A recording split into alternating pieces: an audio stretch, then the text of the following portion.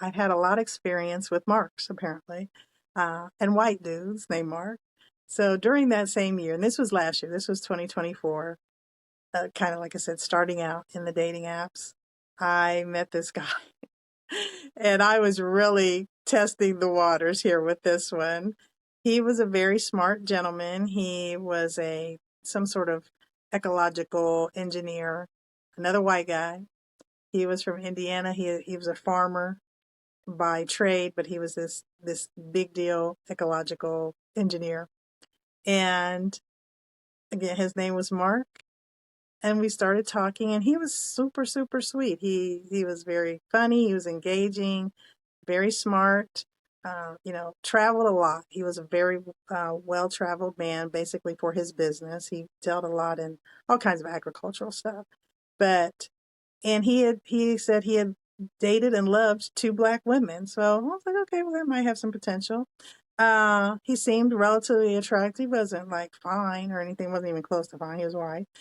Sorry, but he was a nice looking guy. Or he seemed to be, and he was 6'3". So he was a tall guy, looking okay, sounding great, and again had really fun, engaging conversations. Sometimes they started getting a little political, and one of my big things, I am not fucking with no Trumpers, straight up, not doing it.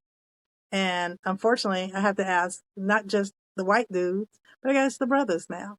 Like, what? Yeah, that's a whole nother thing. But you would have, if you would have told me 20 years ago that I was going to have to deal with brothers who were anti-black woman, anti this, that, the other, I would have I said, you're nuts. But no, there are Trumpers. There are dudes who, or they don't vote. That's their other one. They're not going to vote. Oh, that's again, whole nother story. Anyway, back to Mark. So he and I kept talking, and he reveals that he is Mike Pence's second cousin. And I'm like, okay, this is bizarro world. But he had lived in the Caribbean. He had run businesses in the Caribbean. So I was still, I'm a very open person, at least to, trying anything once, right? So he calls me, and he happened to be traveling in the area. He traveled all over the country, all kinds of places, Idaho and Iowa and India, all over the place, conducting these business, doing seminars on this, agricultural type stuff. So he was coming through to Seabus, and he asked if I, wanted to meet him so we could go have dinner or something. I said, okay, sure. Free dinner once again. Well, so I let him pick me up at my house, which again, not probably the best thing to do, ladies, but I'm somewhat of a risk taker, and this was fine. Well, as we're driving to the restaurant was at a mall, a big mall locally, very nice place. Has all the stores, the Nordstroms and the Lululemon, all the big stores, Macy's, whatever.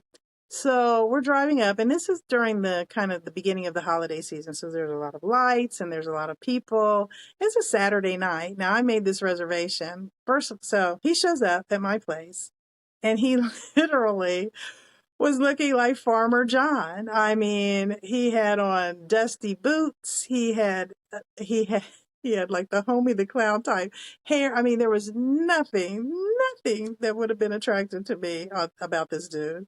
And I couldn't really get that from, his profile. So, it, so we had a drink. He kind of sat and talked a little bit. He's, just kind of trying to get comfortable, whatever. And then we went for dinner. Well, we pulled up to this mall, and this man turned into something like an alien. He acted like he had never seen a mall. He was like, he had never seen this many people in one place. He was asking all sorts of crazy questions. How often is this busy like this all the time? Look at all the lights. I mean, it was like I was out with Elmo. This is who I felt like at this point. And I'm like, what? Again, what the fuck? This is not the person that I talked to. I was like, I was stunned. I was stunned again. Well, why did I pick a Saturday night to go to this place, my spot? because it wasn't nothing but us there. And here I am with the whitest, corniest, goofiest white man in the world who wearing a vest, a fleece vest, dirty boots, yeah. So I just kind of put my head down and sort of just kept it moving. So we get to the table and he orders perfectly good food. He doesn't order anything weird. I think he had mahi mahi, and I don't know what I had because immediately it was, I mean, from the moment we got in the car, obviously, to when we got to the restaurant, I had no intentions of ever seeing this man again. And then he just went into this weird, even weirder point of, so, how do you do business here in Columbus? What? Who's the biggest employer here? What? Who am I? What am I? The commerce? What? So I within 20 minutes of us receiving our meal, I was like, oh, I'm getting a migraine. I'm getting a serious migraine. I've got to go. So again, short date. He takes me back home. Oh, and he wanted to hold hands. And I'm like, I don't know you. I know I don't want to hold your hand. And I was like, I don't want your, I was like, he said, do you want to hold hands? I was like, no, I don't. Um, so we're walking back to the car. We get in. He drives me home promptly. Then he gets out and he's being gentlemanly. He opens my door and I'm like, oh yeah, this dude, he gonna try to go for a kiss. Oh Lord.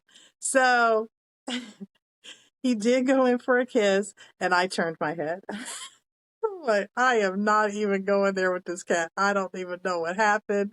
It's just not going to happen. So he barely gave me a kiss goodnight. That was on my point, my issue, whatever. And again, I believe we talked one more time after that, but that was it. So again, I've had some very interesting, somewhat inexplicable dates. The people out here are unusual, peculiar, as one of my friends says, peculiar to say the least. And their behavior is peculiar as well. So I'll continue to tell you about these various people that I've met in my journey. I appreciate y'all checking in on me. I really, I'm really feeling this, and I hope that we can continue down this road. Again, pardon any technical difficulties. I feel like I'm getting better and more confident as we go. So I love y'all and I appreciate y'all. And I look forward to you talking to you more. Again, ADEV at Sex in Our 60s. Peace.